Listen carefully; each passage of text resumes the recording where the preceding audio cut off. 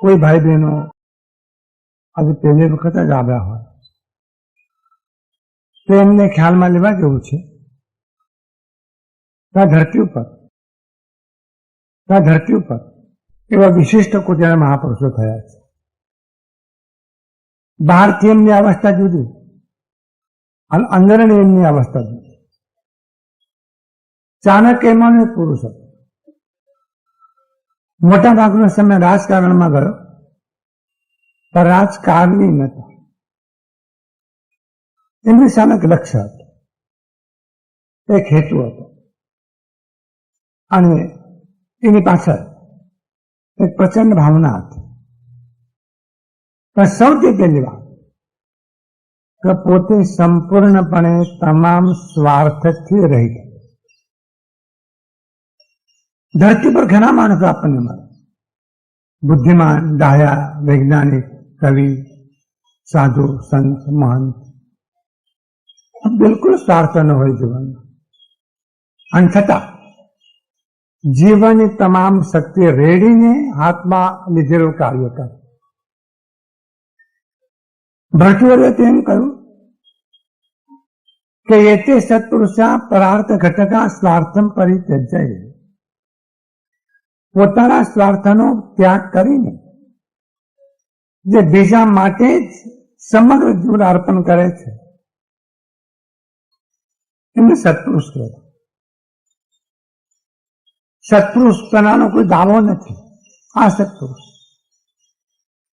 બધી વૃત્તિઓમાં અત્યંત બળવાન વૃત્તિ સ્વાર્થ વૃત્તિ.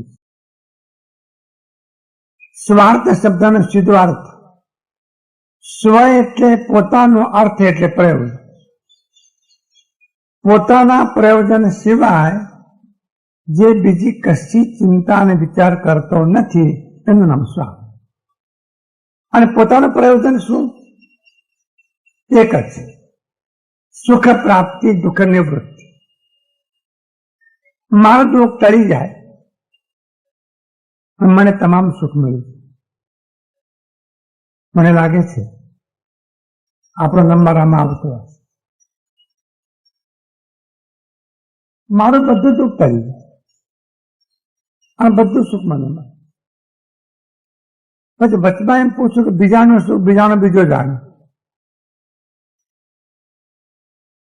ઘણા ડાયા માણસો એમ કે ભાઈ સૌના જેવા કર્મ હશે એવું થશે.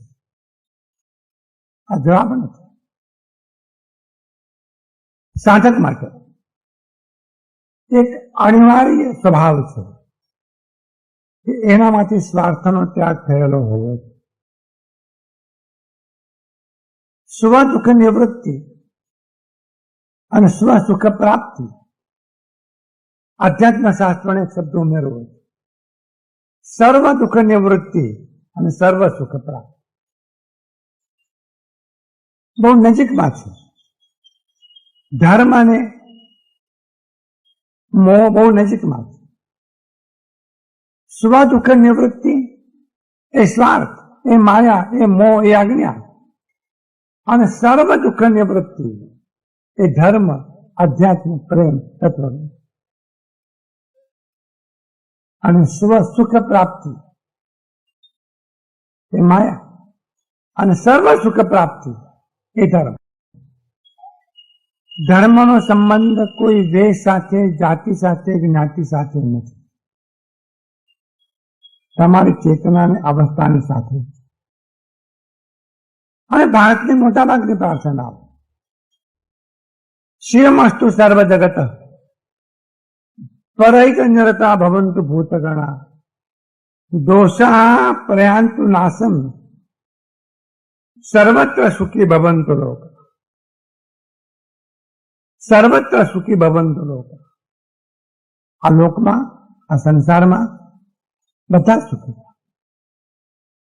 તમે બધાને સુખી કરવા જઈ શકશો નહીં, શક્ય પણ નથી. પણ સર્વ સુખી થાવ એ ભાવના તમે જરૂર ધારશો. અને ભાવનામાંથી જે પ્રવાહ આવશે, જે આંદોલનો આવશે એ વિશ્વમાં અદભુત કામ કરે. વાઇબ્રેશનની પણ થિયરી છે, આંદોલનની પણ થિયરી છે. આપણા હૃદયમાંથી સમગ્ર વિશ્વના ભલાઈના આંદોલન આવતા જો હોય તો આંદોલન સમગ્ર જગત સુધી પહોંચે એવું જોવા ઈચ્છું છું.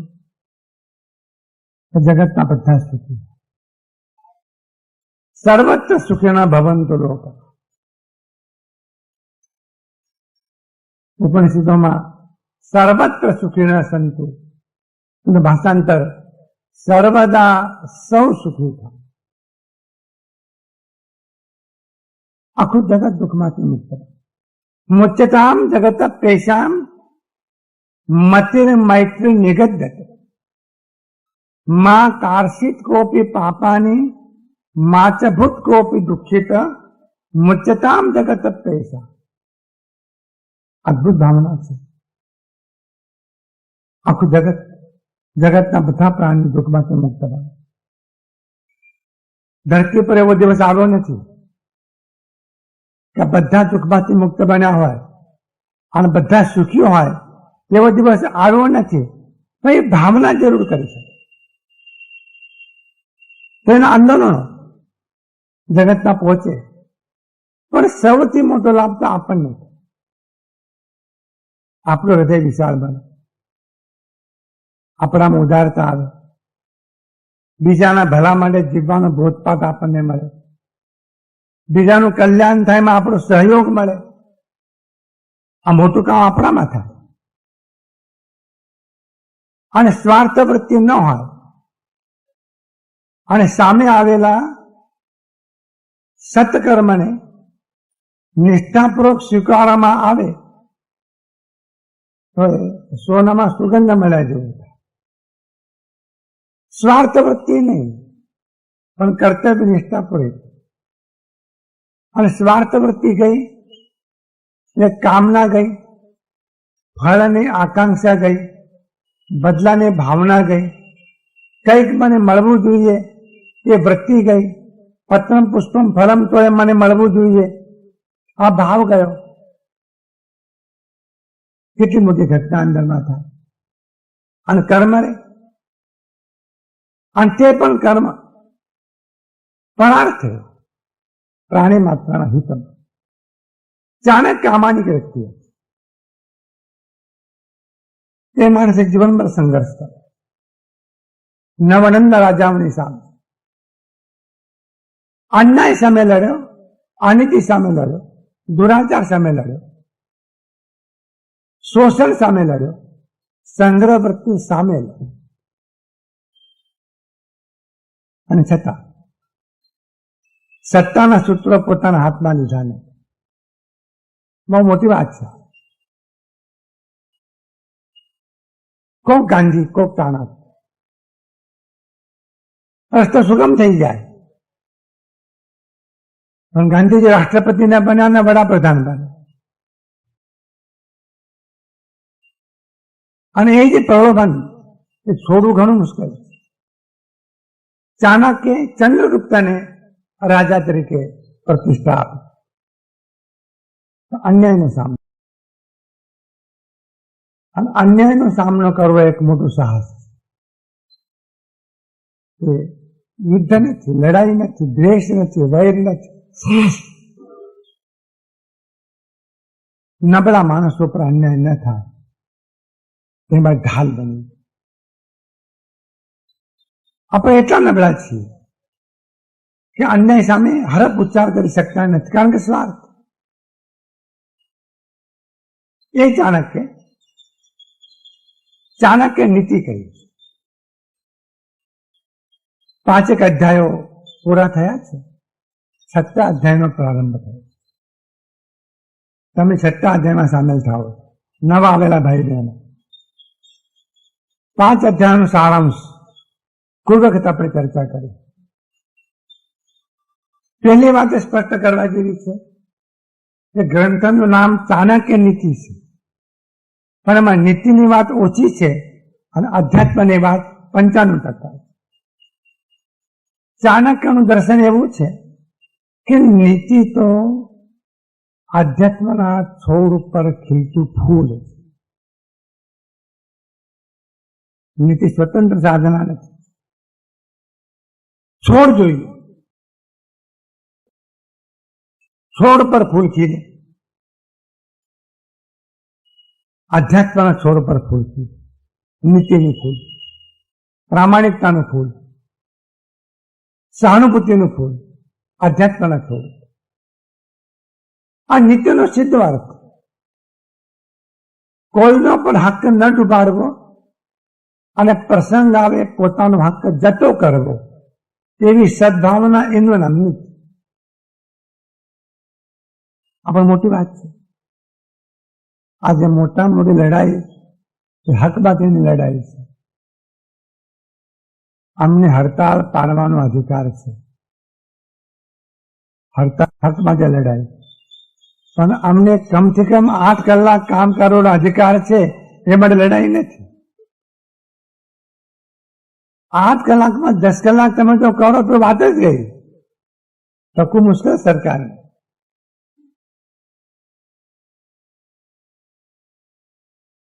પશ્ચિમ ભાષા શીખવા દો. અડધી કલાક ઓફિસની બહાર જાય, $1 ઓછો થઈ જાય, $1 ઓછો થઈ જાય. આપણે તો ઓફિસ અને કેન્ટીન બે કાં હોય ત્યાં કલાકોના કલાક કરતે કામ. લોકો આવે છે અને કામ થાય. બહુ હકની વાત છે. કર્તવ્યની ભાવના એક મોટા મોટી. માટે ચાણક્ય અધ્યાત્મની વાત અને જીવનનો પાયો અધ્યાત્મ. અને અધ્યાત્મ શબ્દ બહુ સરળ છે. શરીરમાં રહેલી તમારી ચેતના, તમારો આત્મા, એના સ્વીકાર સાથે એનો તમને સ્વાનુભવ થાય એવી જે કોઈ પ્રક્રિયા, એનું નામ અધ્યાત્મ. સરળ વ્યાખ્યા. કોઈ રહસ્ય નથી એમાં, કોઈ ગૂઢતા નથી એમાં. ઓપન કાર્ડ છે, ખુલ્લું કાર્ડ. દેહમાં જે ચૈતન્ય છે, આત્મા છે, અને તમે આત્મા છો. આપેલે હું આ વાત હર વખતે યાદ કરાવું છું કે હવે નક્કી થયું કે ન થયું કે હું આત્મા છું એમ, કાં તો લોચા છે. અને આ નક્કી ન થાય ત્યાં સુધીમાં ધર્મ માત્ર સ્થૂળ કર્મકાંડ છે. ગતમોહાધિકારાણામ આત્માનમ અધિકૃત્યા પ્રવર્તતે ક્રિયા શુદ્ધા સ અધ્યાત્મમ જગુરજીના. જાણકાર હોય, જ્ઞાની પુરુષ હોય, કુશળ પુરુષ હોય, અધ્યાત્મવિદ હોય, યોગી હોય, તત્વજ્ઞાની હોય, સ અધ્યાત્મ, એ અધ્યાત્મ છે એમ કહ્યું. પહેલું લક્ષણ વૈરાગ્ય દ્વારા અને યથાર્થ સમજણ દ્વારા જેના આત્મા પરથી મોહનો અધિકાર ઉઠી ગયો. આ વાક્ય સમજાયું? આપણા પર મોહનો અધિકાર છે. મોહની સત્તા તળે આપણે જીવીએ છીએ. मोह को, माया को, वासना को, विकारों को, आसक्ति को. हम तो एम કહો છો ખરા, અમને કોઈના બાપની પડી નથી, તો કહો છો ખરા એવું નથી. વાસનાના આધીન છીએ, વિકારોના આધીન છીએ, ઈચ્છાઓના આધીન છીએ, વિકારોના ગુલામ છે. અને એ જ મોહ, એ જ માયા, એ જ આસક્તિ જેના આત્મા પરથી વૈરાગ્યની સાધનાથી અધિકાર ઉઠી ગયો. મોહ રહ્યો છે ખરો, પણ અધિકાર ઉઠી ગયો. મોહ જશે એ અંતિમ ભૂમિકા છે, પણ અધિકાર ઉઠી જવો પહેલી ભૂમિકા. હવે અમે જીવીએ છીએ ખરા, મોહ છે ખરો, પણ અમારા પર મોહનો અધિકાર નથી. 1947 આપણને સ્વતંત્રતા પ્રાપ્ત થઈ. 1 વર્ષ લોર્ડ માઉન્ટબેટન રહ્યા. ગવર્નર જનરલ તરીકે રહ્યા ખરા. અધિકાર એમનો નહીં. અધિકાર આપણી પ્રજા, હિન્દુસ્તાનની પ્રજાનો, રાષ્ટ્રનો.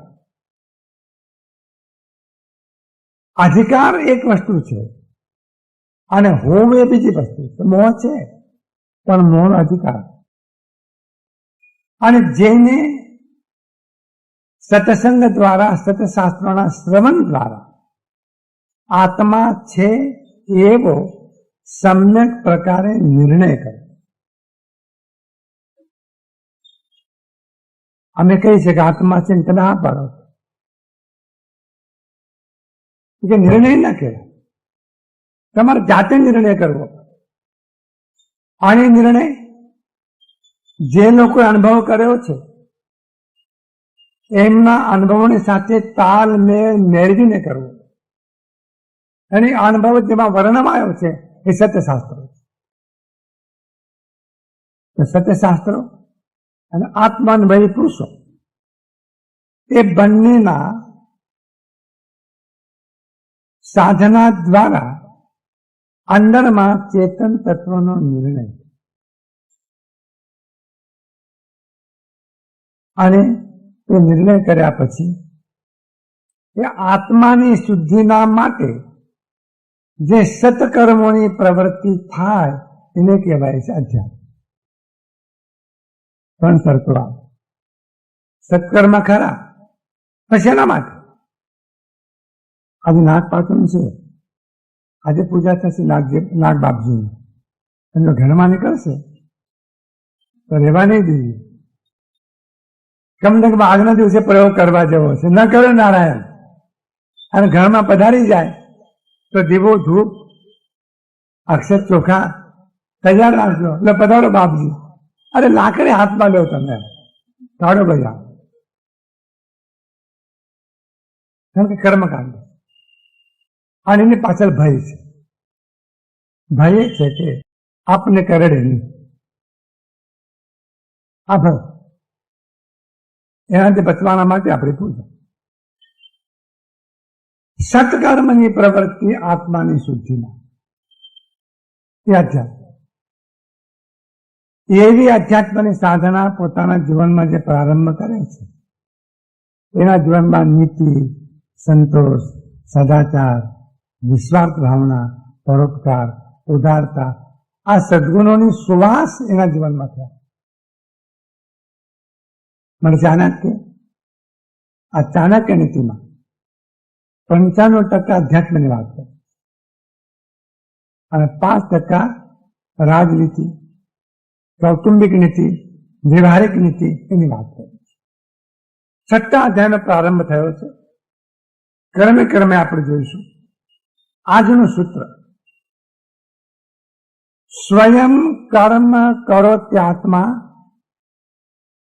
સ્વયં તત્ફલમ અશ્નુતે સ્વયં ભ્રમતિ સંસારે સ્વયં તસ્માત વિમુચ્યતે. ભારતીય તત્વજ્ઞાનને અને ભારતના તમામ શાસ્ત્રોને શું કહેવું છે એમ તમે જો પૂછો આટલું જ કહેવું. આ એક શ્લોકમાં પૂરતી વિગત આવે અને બહુ મહત્વની વિગત આવે. તમામ તત્વજ્ઞાન, તમામ દર્શન શાસ્ત્ર, તમામ ફિલોસોફી અને તમામ અધ્યાત્મ શાસ્ત્ર આ 4 લીટીઓમાં ચાણક્ય આપી દીધું. પ્રયત્ન કરી સમજવા માટે. પહેલી વાત, સ્વયં કર્મ કરોતી આત્મા. તમે શરીરમાં છો, શરીર દ્વારા ક્રિયા થાય છે, શરીર દ્વારા કર્મ થાય છે, પણ કરનાર શરીર નથી, કરનાર અંદરમાં રહેલો આત્મા. એક માણસે તલવારથી કોઈનું ખૂન કર્યું હોય, તલવાર, અને કોર્ટમાં ગાંધી સાહેબ પૂછે તો ન્યાયાધીશ સાહેબ પૂછે, કોને ખૂન કર્યું? ઓલો માન તલવાર સામે લ્યો સાહેબ, આને ખૂન કર્યું, કોને શિક્ષા મળશે? સ્પષ્ટ વાત છે, તલવારને શિક્ષા નહીં મળે. આ કાયદા પણ સ્વીકારે છે. તલવારનો ઉપયોગ જેને કર્યો એને શિક્ષા, એને પકડો. એની પાછળ કોણ છે, કોના હાથમાં તલવાર હતી, કોને તલવાર ચલાવી, એને પકડો.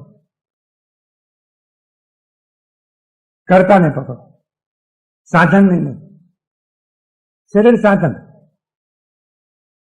વરસાદ ચાલુ થયો ને તો ધ્યાન કરી દે, પછી આપણે પૂરું કરી દઈએ. હા, ધ્યાન તો ધીમ ધીમ.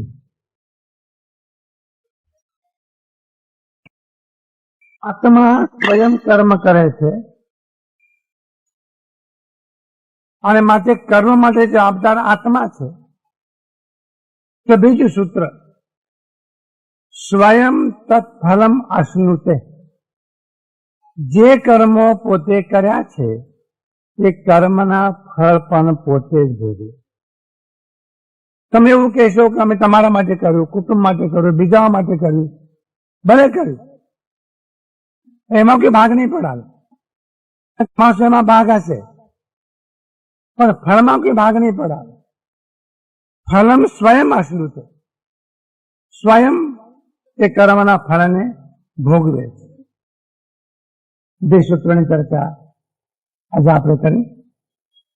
આવતા રવિવાર તો નહીં મળવાનું થાય, કારણ કે મોરબી જવાનું છે પરિસર માટે, અને જ્યારે મળીશું ત્યારે આ સૂત્રથી પ્રારંભ આપણે કરીશું. તમારી તૈયારી છે વરસાદના બેસવાની પણ, અને આનંદની વાત છે. આભાર. એટલે એ સૂચનાને આપવાની છે, ગજબે અત્યારે આપે છે, પણ આપણે ચાણક્ય નીતિનો 6ઠ્ઠા અધ્યાયનો પ્રારંભ કર્યો છે, અને એ બધા શ્લોકો ક્રમે ક્રમે આપણે જોવાના છે, અને સાથે સુદર્શનની આત્મકથા પણ આપણે જોવાની છે. રાજ્ય